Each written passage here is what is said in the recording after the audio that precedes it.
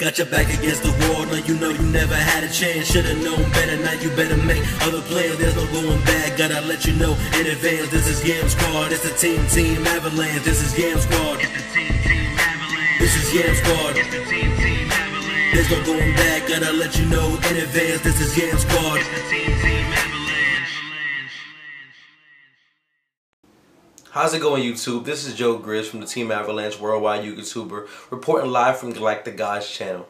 He allowed me to come on here today to share with all of you a very special segment of mine I like to call the Snow Reports. This is actually episode number 10, titled, Why Yu-Gi-Oh! Decks No Longer Win YCS Events.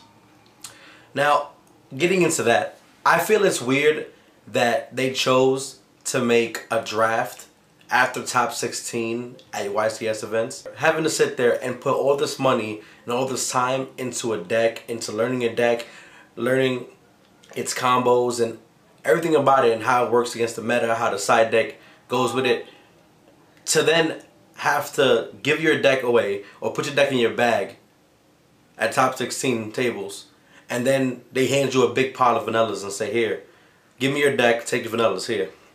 So it's like, what do I do with this? So I put all this time and effort for you to tell me that my deck can't even win an event. So what am I putting all this time into the game for? What am I putting all this time into the deck for? Why am I investing money into all these new cards? If you're going to give me a battle pack box and sit me down with a bunch of people, a bunch of peers, and let me draft. For that, I just bought a battle pack.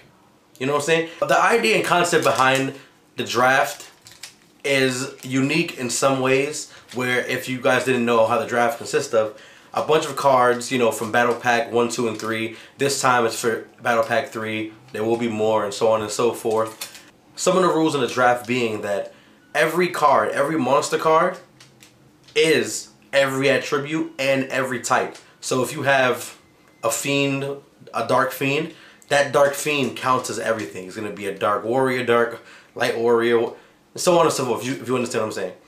Every card counts for the same, all attributes and all types. So if you play support cards in the draft, like there's a spell card they use in the Raccoon deck that says special summon all beasts. I believe it's beast monsters from the grave. Special summon beast monsters. Stuff like that. So that card instantly becomes a monster reborn or a soul charge in a sense for the draft for those beast monsters. You special summon the monsters to the field. Stuff like that makes it unique, but still, it is not your Yu-Gi-Oh! Deck. When you sit there and you walk into an event, you sign that match slip. They ask you to sign up and put a deck list down for your deck. They deck check you throughout the whole event for your deck. At the end of it, they make sure that when they used to do it, they used to post the things up and stuff. They used to post the deck list online. It was for your deck. Your deck that you worked hard to build. The deck that you worked hard to bring to the finals or the top tables of this event. Not to have it taken away from you and you put it in your bag or give it to the officials and then they hand you a bunch of cards and say play with these. It's silly. It's very silly and stupid. I do not really agree with the whole concept of the draft, because then we never really know what wins Yu-Gi-Oh! Events.